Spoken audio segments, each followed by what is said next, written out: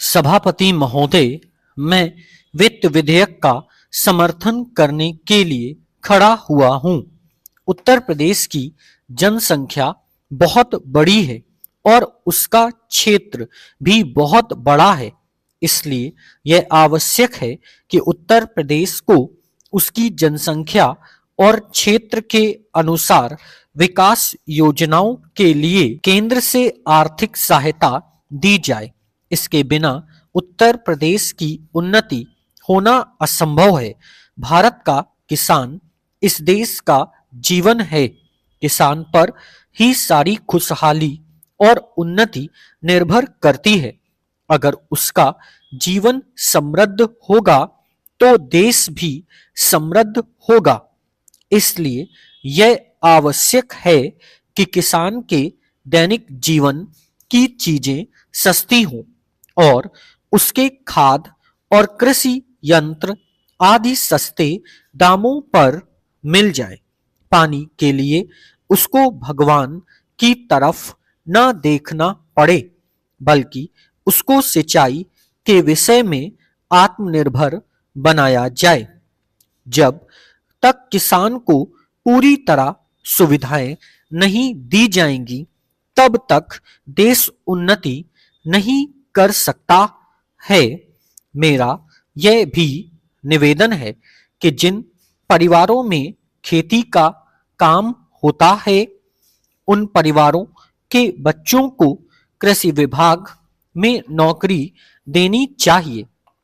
यह मैं आवश्यक समझता हूं, क्योंकि उन्हें कृषि के बारे में व्यवहारिक ज्ञान होता है। सभापति महोदय, वर्तमान सरकार ने समाजवाद की नीति अपनाई है और सरकार समाजवाद की तरफ कदम बढ़ा रही है, लेकिन हम देखते हैं कि बड़े और छोटे सरकारी कर्मचारियों के वेतन में बड़ा फर्क है।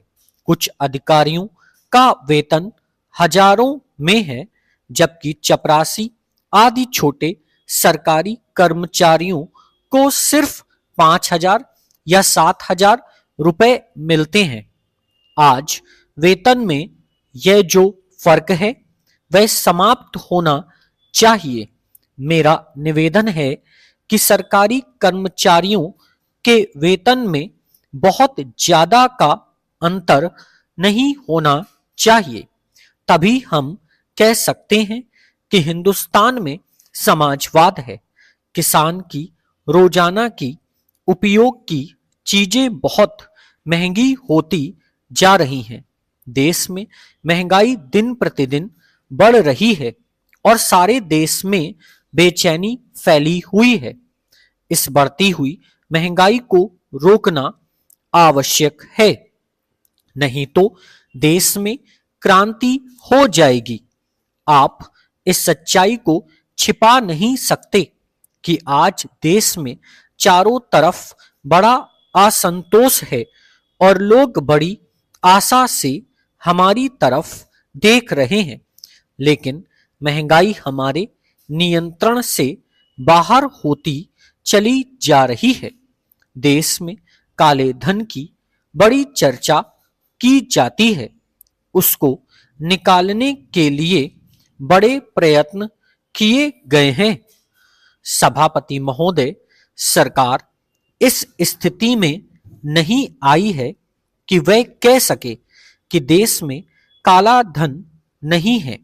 काले धन को निकालने के और प्रयत्न होने चाहिए, लेकिन उसके साथ साथ इस दिशा में भी कदम उठाए जाएं कि ऐसे कामों पर रोक लगाई जाए जिससे लोगों को काला धन कमाने का अवसर ही ना मिले। आज हमारे देश के विभिन्न प्रदेशों और क्षेत्रों की स्थिति में बड़ा अंतर है। इस अंतर को समाप्त किया जाना चाहिए।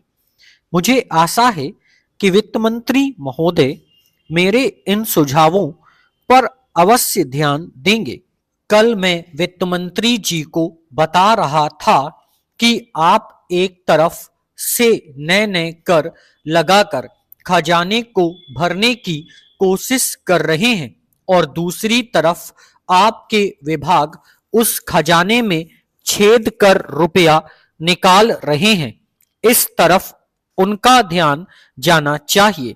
मैंने इस संबंध में एक उदाहरण दिया था कि एक लंबी चौड़ी सड़क पर एक ही तरह का काम होने वाला था।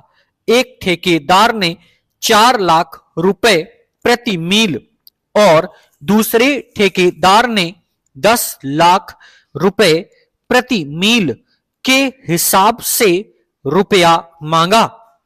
जब मंत्री महोदय के सामने यह चीज लाई गई तो इस बात की जांच हुई जिसमें कुछ करोड़ रुपयों की बचत हुई है। अगर सब मामलों की जांच हो जाती तो कई करोड़ रुपयों की बचत हो सकती थी। जैसा कल मैंने वित्त मंत्री जी से कहा, उन्होंने 2 करोड़ रुपए की छूट करों में देकर हम पर एहसान लाद दिया, लेकिन मैं तो आपका कई करोड़ रुपयों का लाभ करा रहा हूं। आप इसकी जांच कराइए और देखिए कि कैसी लूट हो रही है। इतना ही नहीं, इसका प्रभाव दूसरे विभागों पर भी पड़ रहा है। वहां पर जो दूसरे विभाग काम कर रहे हैं उनकी दरें भी बढ़ रही हैं या दरें बढ़ने के लिए उनकी मांग बढ़ रही है। जब वही काम एक जगह अधिक लागत में होगा तो दूसरी जगह वही काम कम लागत में नहीं हो सकता। इसलिए या तो वह चोरी करेगा या दर बढ़वाएगा। अगर एक सड़क पर ऐसा होता है तो वहां जो दूसरे काम चलते हैं उनमें भी ऐसा ही होता है। ठेकेदार आपके विभागों के साथ मिलकर दर बढ़ाते हैं। मैं भ्रष्टाचार की बात नहीं कहता हूं, उसको ना आप बंद कर सकते हैं और ना मैं बंद कर सकता हूं और ना लोग। Full stop.